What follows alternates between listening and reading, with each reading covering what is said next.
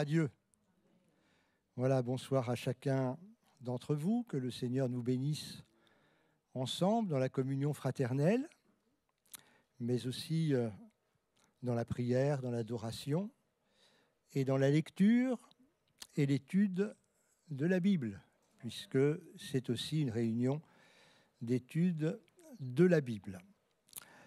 Nous avons l'occasion de voir ensemble, sous le titre « La Bible, parole de Dieu », un certain nombre de choses qui avaient été encadrées par, disons-le grosso modo, par la deuxième épître de Paul à Timothée, puisque j'avais pris quelques versets dans chacun des chapitres de cette épître, où il est question de la foi, mais il est aussi question de la parole de Dieu.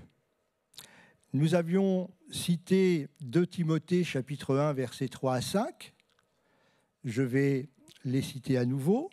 « Je rends grâce à Dieu », et l'apôtre parle de ses ancêtres, « que mes ancêtres ont servi et que je sers », c'est-à-dire qu'il y a une continuité, « que je sers avec une conscience pure, de ce que nuit et jour je me souviens continuellement de toi, Timothée, dans mes prières, me rappelant tes larmes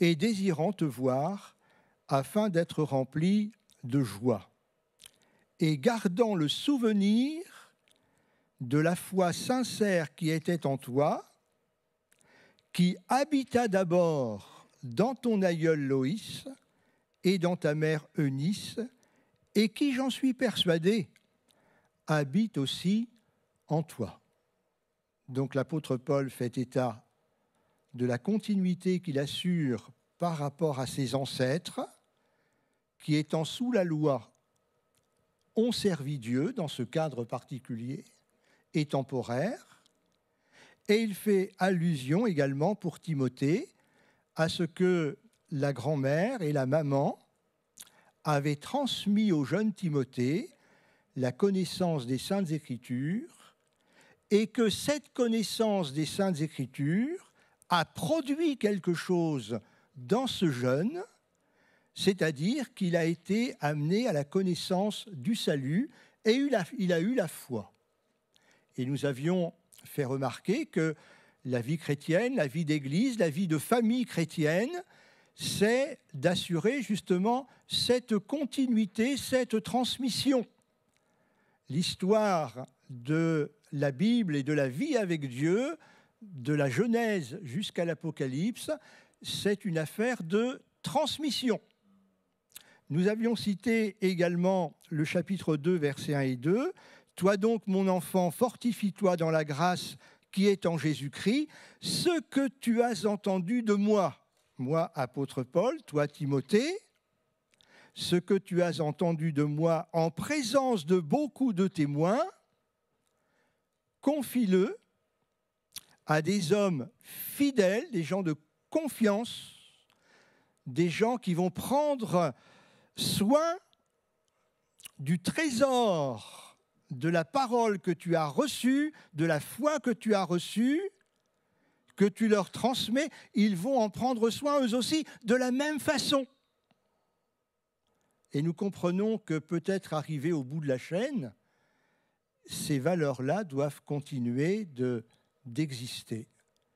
Notre désir, c'est de recevoir la parole de Dieu, de la vivre, bien évidemment. Il ne faut pas que ce soit seulement un passage de relais qui dure 3 secondes, mais de la recevoir, de la vivre, et de la communiquer à des gens de confiance. Parce que quand on a quelque chose de précieux, on ne la met pas dans la main de n'importe qui. Des gens de confiance. Et qui soient capables, qui recherchent les capacités de transmission. Enfin, moi, c'est ce qui m'anime dans mon cœur, parce que j'ai eu des frères, quand j'étais adolescent, qui nous ont donné l'amour de la parole de Dieu. La première des choses, quand on veut enseigner une matière, c'est d'aimer la matière que l'on enseigne, et c'est d'abord de créer l'amour pour cette matière à ceux qui vont nous écouter. Et c'est ce qu'ils ont fait pour nous. Et j'essaie, avec l'aide du Seigneur, de rester dans cette ligne-là. J'aime ta parole, Seigneur. Le psalmiste disait, elle vaut pour moi plus que beaucoup d'or. Et cette approche, cette relation avec la parole de Dieu, eh bien, c'est ce que je le désire, de vous communiquer aux uns et aux autres. Quand on fait les colonies de vacances avec Myriam, c'est avec les petits, et on essaie déjà de leur donner d'aimer la parole du Seigneur, de leur communiquer la foi, et c'est ce qui est important. Nous avons cité également, toi, 2 Timothée chapitre 3, versets 14 et 17, toi, demeure dans les choses que tu as apprises, que tu as reconnues certaines, sachant de qui, ces gens de confiance qui t'ont précédé, sachant de qui tu les as apprises, dès ton enfance tu connais les saintes lettres qui peuvent te rendre sage à salut par la foi en Jésus-Christ. Voyez-vous le travail de la parole de Dieu dans la famille, auprès des enfants, auprès de nos enfants, n'est-ce pas ? Toute écriture est inspirée de Dieu et utile pour enseigner, pour convaincre, pour corriger, pour instruire dans la justice, afin que l'homme de Dieu, la femme de Dieu, le chrétien, le disciple, soit quelqu'un d'accompli et propre à toute bonne œuvre, c'est-à-dire être en mesure de servir le Seigneur dans différentes fonctions, en fonction justement de ce que le Seigneur aura voulu pour lui ou pour elle. Et puis, nous avions lu également 2 Timothée chapitre 4, versets 1 à 5. Il y a présenté dans ce paragraphe les difficultés qui ont concerné l'Église en général dans une période d'apostasie. Il y a des chrétiens qui auront, l'apôtre Paul le dit, il y a des chrétiens qui auront à la fin des temps des démangeaisons spirituelles. La démangeaison d'entendre des choses agréables.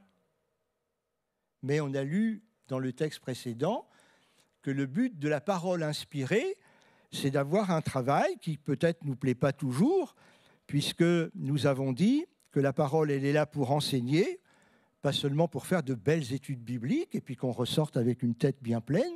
C'est indispensable, parce qu'il ne faut pas oublier ce qu'on nous enseigne, hein. Mais le rôle de la parole de Dieu inspirée, c'est aussi de nous convaincre. Dans le mot convaincre, il y a le mot vaincre. Et les gens à vaincre, c'est nous. Il faut que la parole de Dieu triomphe de nos raisonnements, de nos propres pensées, qui ne sont pas toujours la pensée de Dieu, de nous convaincre, de nous censurer, de nous corriger, et aussi de nous instruire, c'est-à-dire de mettre en nous des structures qui vont nous rendre solides dans la foi et dans la piété, de manière à ce que lorsqu'il y a des difficultés qui vont apparaître dans quelque domaine que ce soit, nous allons passer par des turbulences physiques, morales, spirituelles, mais comme intérieurement, nous sommes bien structurés dans notre cœur et dans nos pensées, nous allons rester solides. D'où l'importance de lire la parole de Dieu, la parole inspirée de Dieu, de la recevoir dans nos cœurs, de la vivre, de manière à ce que nous soyons des gens et des chrétiens qui tiennent bon dans les difficultés, que le nom du Seigneur soit béni. Je prends maintenant pas tout à fait une autre direction, en rappelant un texte que j'ai cité la semaine dernière concernant l'apôtre Paul, quand il dit aux Corinthiens, 2 Corinthiens chapitre 4 verset 7, il va faire allusion à la prédication de l'Évangile. Vous savez que pour l'apôtre Paul, le mot évangile a une portée qui est une signification qui est très forte, puisqu'il donnera comme définition et je dirais non seulement parce qu'il l'avait dans son cœur, mais par expérience, il dira que l'Évangile, c'est la puissance de Dieu pour sauver les hommes. Et il dira également, ce trésor, nous portons ce trésor dans des vases de terre. Il y a donc une opposition, un contraste très fort entre la notion de ceux qui sont les porteurs, j'ai utilisé la dernière fois le mot, les contenants de la parole de Dieu, et la parole de Dieu, le message de l'Évangile, par elle-même ou par lui-même. L'Évangile, c'est la puissance de Dieu.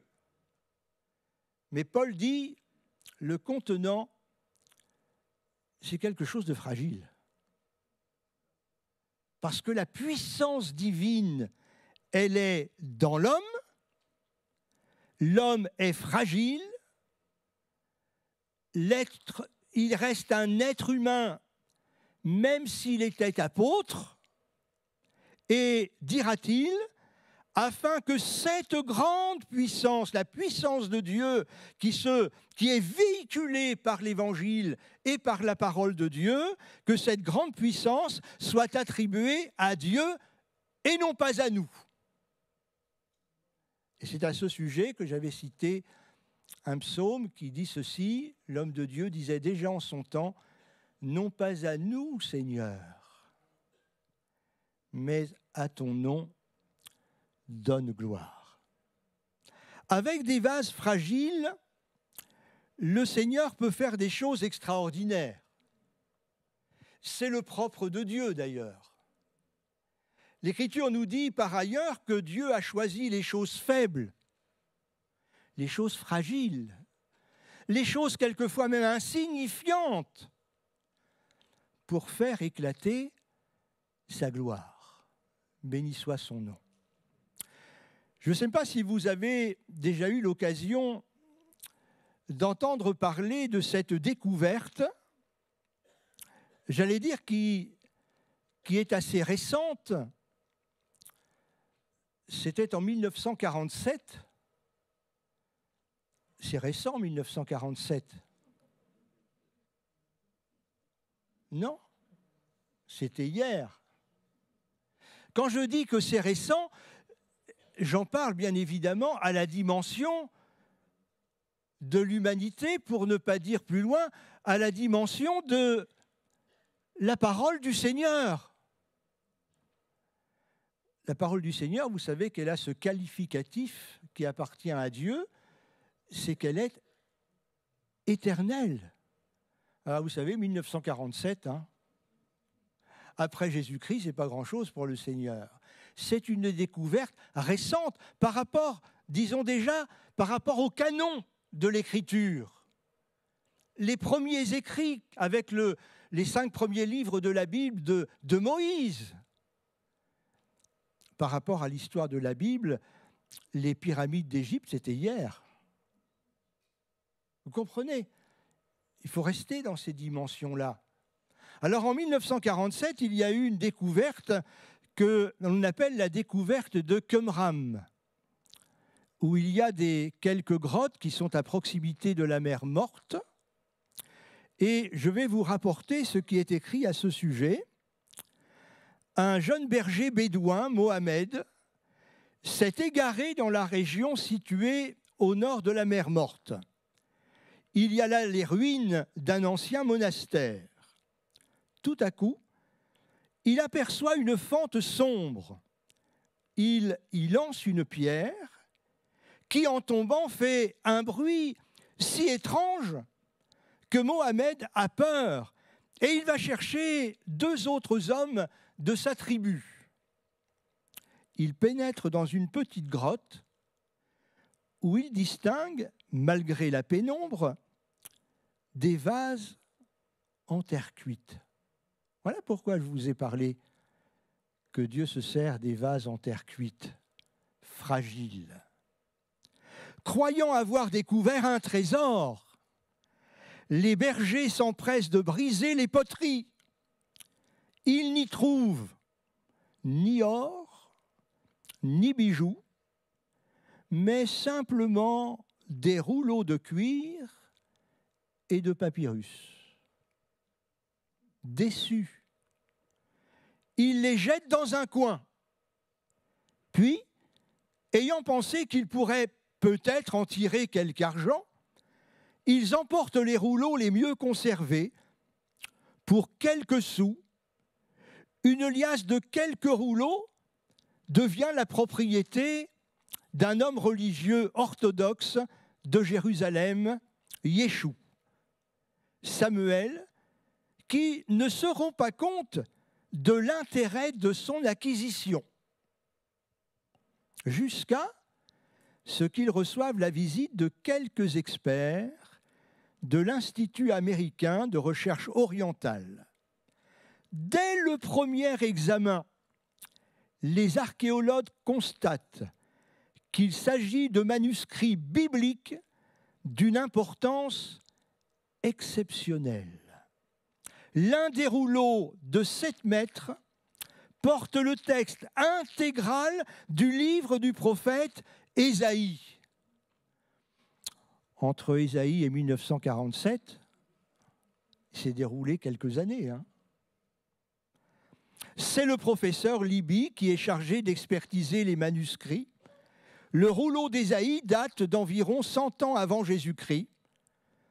Jusqu'alors, les plus anciens textes de l'Ancien Testament qu'on possède datent des 9e et 10e siècles après Jésus-Christ. Par cette découverte, on remonte le temps d'un millénaire. On a pensé que ces textes allaient révéler des erreurs grossières dans les versions utilisées jusqu'alors. Eh bien non. De très légères variantes qui ne changent pas le sens du texte.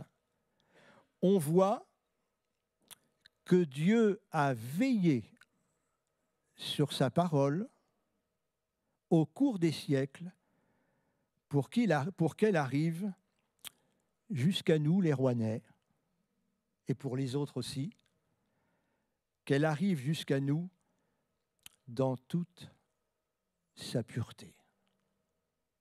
C'est un miracle de Dieu, ça. Non? Dieu veille sur sa parole pour qu'elle arrive jusqu'à nous dans toute sa pureté. Et j'ai mis en dessous de ce petit texte que j'avais là un verset qui complète la pensée, qui est tiré du prophète Jérémie, chapitre 1, verset 11. Quand Dieu dit « je », c'est Dieu qui parle de sa parole. Il dit « je veille sur ma parole pour l'accomplir ». Et cette parole-là, elle demeure. Quand je lis ma Bible, je lis plus qu'un livre. Je prends connaissance de la parole de Dieu. Et la parole que je suis en train de lire, que ce soit à la maison, que ce soit en église, Dieu veille sur elle pour la protéger, pour qu'il y en ait transmission de siècle en siècle, de génération en génération, et Dieu veille sur elle pour que dans chaque génération, celui ou celle, garçon ou fille, adolescent, jeune, adulte, vieillard, puisse s'appuyer sur cette parole et voir la main de Dieu se réaliser. C'est ça la parole de Dieu. C'est ça notre Bible. Et je crois que c'est important que nous le réalisions de plus en plus dans notre cœur et que c'est nécessaire que nous le vivions. L'apôtre Paul était conscient de cette parole, de sa force, de sa puissance. Il était conscient que cette puissance, cette parole qu'il avait, cet évangile qu'il allait communiquer, c'était la parole de Dieu qui se réalisait dans les vies. lorsque nous lisons le livre des Actes des Apôtres, et notamment au chapitre 14, nous avons Paul et Barnabas qui sont dans une certaine région, ils vont aller dans la ville de Lystre, et je lis ceci. À Lystre se tenait assis un homme impotent des pieds. Il était boiteux de naissance. Il n'avait jamais marché. Et que faisait-il? Il écoutait Paul parler. Il écoutait ce vase de terre qui était en train de répandre le contenu du vase. Et cet infirme écoutait cette parole que le vase de terre Paul était en train de répandre. Et Paul, fixant les regards sur lui et voyant qu'il avait la foi, n'ai-je pas lu dans ma Bible que la foi, elle vient de ce que l'on entend, et ce que l'on entend vient de la parole de Christ ou la parole de Dieu. L'infirme écoutait la parole de Paul. Et la parole, au fur et à mesure qu'il entendait l'Évangile, la foi grandissait dans son cœur. Et il nous est dit qu'il écoutait parler Paul, et Paul, fixant les regards sur lui, et voyant qu'il avait la foi pour être guéri, c'est-à-dire la parole de Dieu, l'Évangile qui crée la foi, il lui dit d'une voix forte, « Lève-toi sur tes pieds. » Ce n'est pas raisonnable de dire à quelqu'un qui n'a jamais marché, « Lève-toi. » Ce n'est pas raisonnable si c'est l'homme qui parle. Mais si c'est la parole de Dieu, elle se réalise. Béni soit le Seigneur. Et ce n'est pas de son propre chef que Paul a dit cela. C'était dans le cadre de la prédication de l'Évangile, puissance de Dieu qui sauve et qui guérit. Et comme cet homme avait la foi dans son cœur pour être guéri, eh bien Paul peut lui donner cette parole. Et l'homme va se lever d'un bond et il va se mettre à marcher, que Dieu soit béni. Quand la parole de l'homme est parole de Dieu, la puissance du Seigneur se manifeste et on assiste à quelque chose de miraculeux et d'inattendu. À la vue de ce que Paul avait fait, la foule éleva la voix et elle dit en langue lycaonienne, les dieux au pluriel, parce que nous sommes dans une région païenne. Les dieux, sous une forme humaine, sont descendus vers nous. Par la parole, c'est Dieu qui est venu vers eux. Eux, ils ne voient que les deux vases de terre, c'est-à-dire Barnabas et Paul. Mais au-delà des deux vases, c'est la parole du Seigneur qui est venue dans cette contrée et qui a produit ce miracle. Est-ce que vous croyez ça? C'est ce qui s'est passé. C'est exactement comme dans l'Évangile, quand il sera dit « Et la parole a été faite chair, et elle est venue parmi nous ». Jean chapitre 1, verset 14, on en a parlé l'autre fois, dans la première partie. C'est la parole de Dieu, elle est portée par des vases de terre, par des hommes. Et de tout temps, la parole de Dieu a été supportée ou contenue par des moyens fragiles. Vous pensez que pendant un temps, c'est vrai que les 10 commandements ont été gravés sur des tables de pierre du doigt de Dieu. Ça, déjà, c'est du solide. Ce n'est pas comme un vase d'argile. Mais la même parole de Dieu, un petit peu plus tard dans l'histoire de la Bible, elle va être écrite sur des tablettes. Vous savez ce que c'est que des tablettes? Je ne parle pas de les tablettes informatiques dont vous êtes accoutumés maintenant. Vous savez, ces tablettes d'argile qui, pendant qu'elles étaient encore tendres, on prenait un roseau taillé en biseau, puis on écrivait des choses dessus. On écrivait la parole du Seigneur. Et on mettait ça à sécher, à cuire au soleil. Et ainsi, on avait la parole du Seigneur, la parole écrite. Parce qu'avant d'avoir tout ça, la parole a été seulement orale. On dit que les paroles s'envolent. Les écrits restent. Mais à cette époque-là, les gens n'étaient pas pollués dans leur esprit, dans leur pensée. Ils avaient une mémoire meilleure que la nôtre, parce qu'ils s'en servaient. Il n'y avait pas d'autre moyen de conserver la mémoire des faits ou des paroles que de les parler, de les repasser sur leur cœur et de les transmettre à d'autres. Et tout petit, un papa, il disait à son enfant, il disait les paroles de Dieu. C'était la transmission orale. Si bien que de génération en génération, il y avait une fiabilité dans les paroles qui étaient données.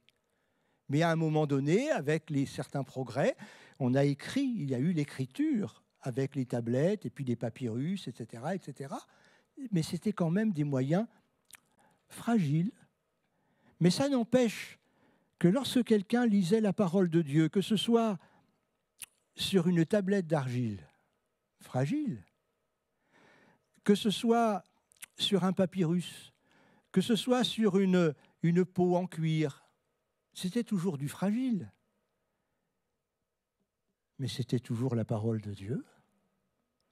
Et lorsque quelqu'un lisait ce qui était écrit sur ce support fragile, s'il mettait sa foi dans ce qui était écrit, la grâce de Dieu se manifestait dans sa vie.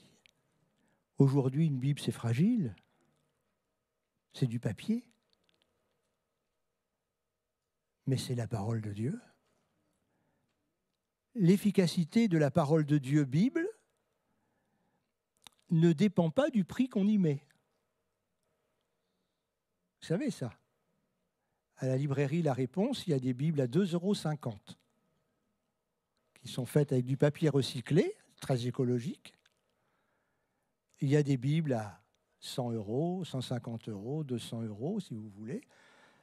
200 €, il faut les commander d'avance parce qu'on n'en a pas en réserve. Mais que je lise dans une Bible à 2,50 €, tenez, dans un petit évangile à 20 centimes, parce que ça existe, tenez, un petit évangile gratuit. Dieu a tant aimé le monde qu'il a donné son Fils unique afin que quiconque croit en lui ne périsse pas, mais qu'il ait la vie éternelle. Si je lis cette parole, indépendamment du prix que j'ai mis, et que je le crois, je suis sauvé. C'est formidable la parole de Dieu. Elle ne dépend pas du support. Elle ne dépend pas du vase. Si un pasteur rencontre une personne dans la rue et lui dit « Dieu a tant aimé le monde, mon ami, Dieu t'aime tellement que si tu crois que Jésus est venu pour te sauver, tu seras sauvé. » C'est formidable parce que c'est un pasteur qui lui a dit. Mais si c'est l'un d'entre vous qui peut-être vous sentez tellement petit dans l'assemblée, vous vous sentez tellement insignifiant dans l'assemblée, et que vous dites à votre voisin, à un ami, quelqu'un que vous rencontrez, Dieu a tant aimé le monde, Dieu t'aime, ça aura le même effet, parce que c'est la parole du Seigneur. Ça ne dépend pas du support, ça ne dépend pas du vase. Parce que le Seigneur Jésus, quand il veut agir, il ne tient pas compte de la personne qui va dire la parole.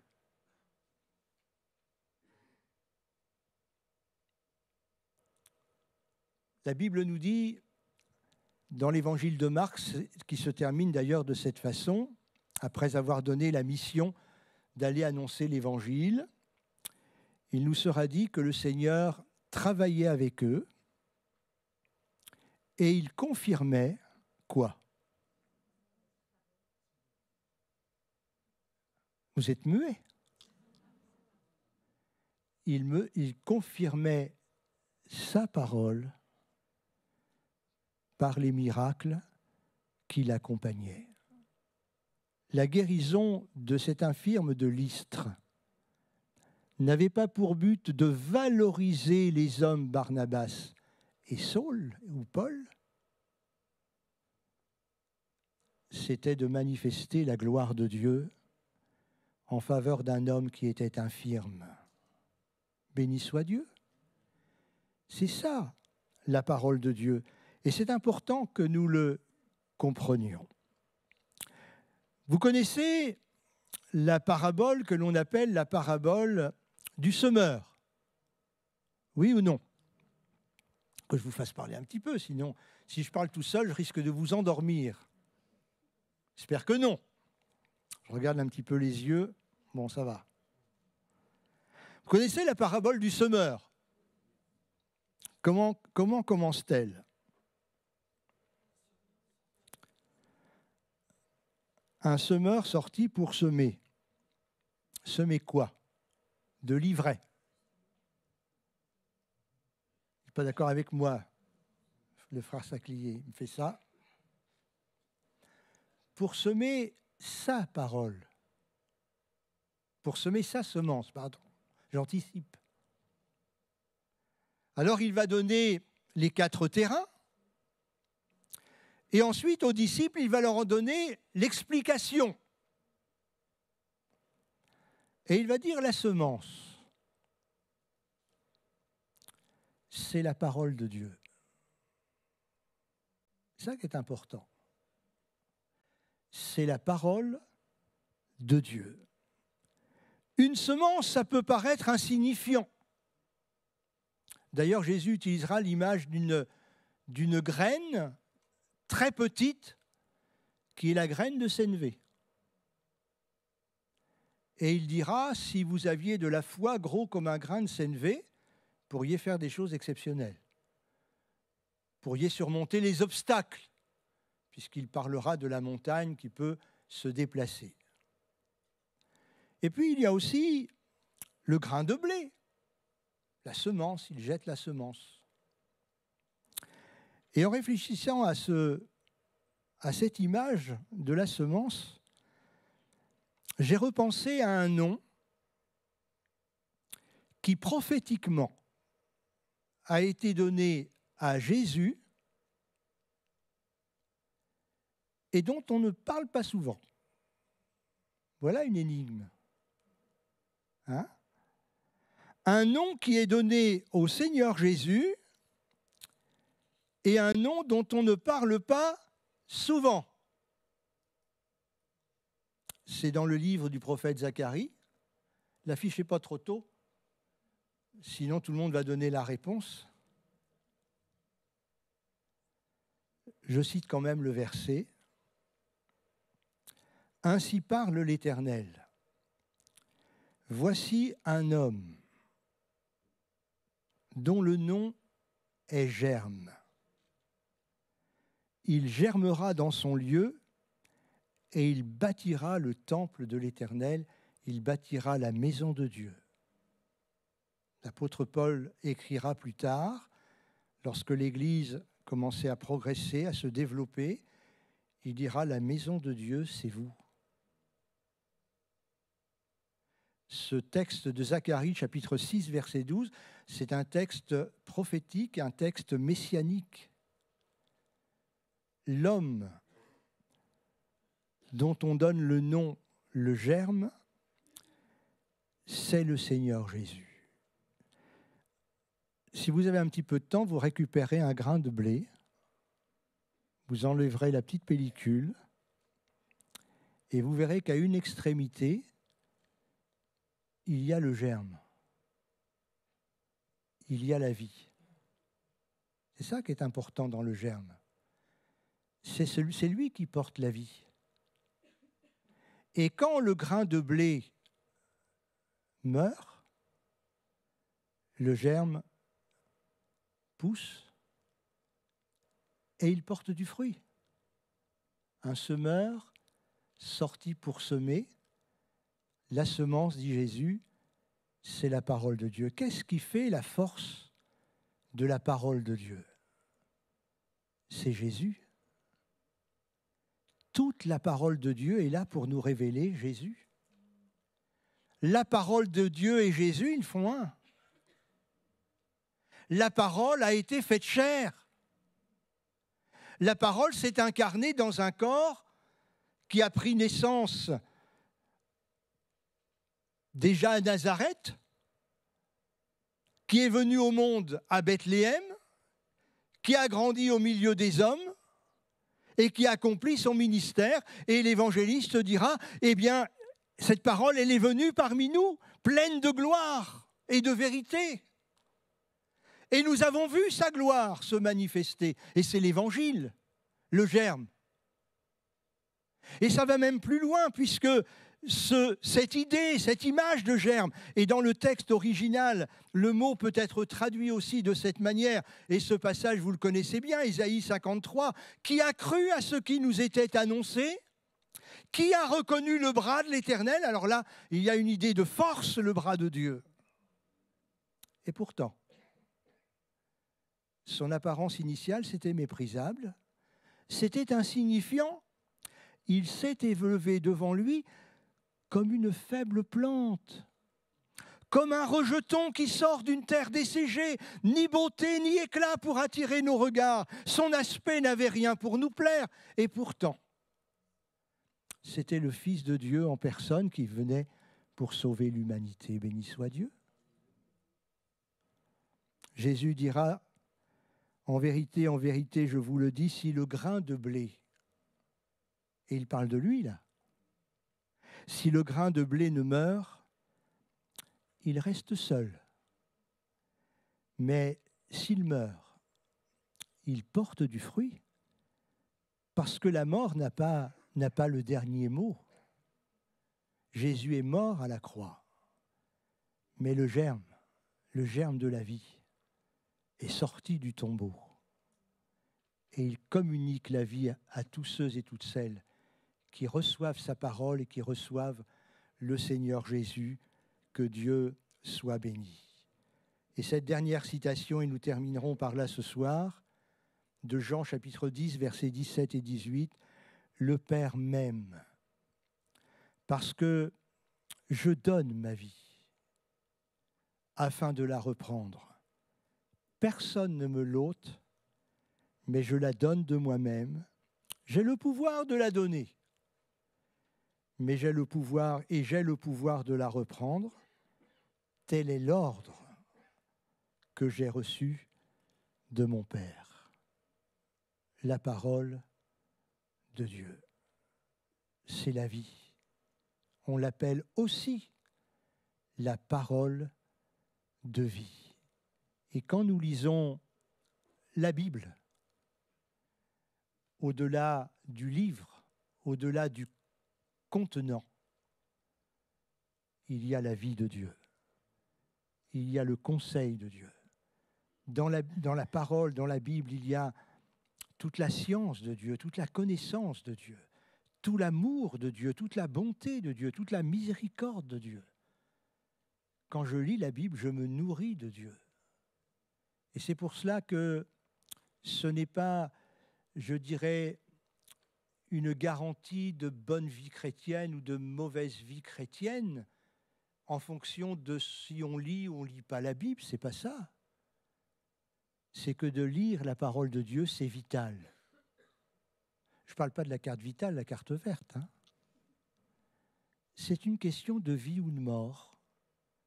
Si je ne me nourris pas de la parole de Dieu, ma vie spirituelle va s'étioler. Si je me nourris de la parole de Dieu au quotidien, ma vie spirituelle va prospérer. Elle va se développer, elle va grandir. Je vais être dans une communion, et nous en parlerons si le Seigneur nous en donne la possibilité. Elle nous communique de l'Esprit de Dieu en nous, parce que Dieu le Père, le Fils, le Saint-Esprit, la parole de Dieu, c'est un tout indissociable. On ne peut pas dire « moi je suis un chrétien de la Bible », moi je suis un chrétien de la vie de l'Esprit, moi je suis un chrétien de Dieu le Père, moi je suis un chrétien de Jésus. on ne peut pas dissocier les uns par rapport aux autres. C'est une unité parfaite. On ne traite pas des choses de Dieu, des choses de l'Esprit, comme on traite les choses d'en bas. Il y a cette unité parfaite de Dieu le Père, le Fils et le Saint-Esprit, et bien évidemment, non pas d'une quatrième personne, mais de cette essence de Dieu, de cette vie de Dieu, qu'est la parole du Seigneur. Que Dieu nous bénisse. On se recueille quelques instants. Tu bénis ta parole, Seigneur. Renouvelle en nous la faim et la soif de la parole de Dieu. Pardonne-nous, Seigneur, lorsque nous nous sommes éloignés de la Bible. Pardonne-nous, Seigneur, lorsque la Bible n'est restée pour nous qu'un livre. Un livre intéressant, certes. Un livre qui nous donne de la culture. Une culture religieuse, une culture biblique. Mais ce qui fait la force de ton livre, Seigneur, c'est le germe, c'est la vie qui est dedans. C'est cette parole qui est agissante et qui nous donne d'être nous-mêmes agissants. Parce que nous sommes comme des vases, mais la parole, elle est en nous. Elle est là avec force, avec puissance. Elle nous donne du dynamisme. Elle nous rend capables de faire l'œuvre de Dieu, nous, de faibles moyens, nous, des vases fragiles. Parce que c'est la parole qui agit par l'action du Saint-Esprit. Je te prie, Seigneur, pour que dans notre assemblée déjà, et dans ton Église en général, il y ait cette action de la parole de Dieu dans nos cœurs, que nous aimions ta parole, comme le disait le psalmiste, « Je dévore ta parole ». Donne-nous d'avoir cette faim, Seigneur. Nous te le demandons, notre Père, au nom du Seigneur Jésus, et pour ta seule gloire. Amen. Amen, Seigneur.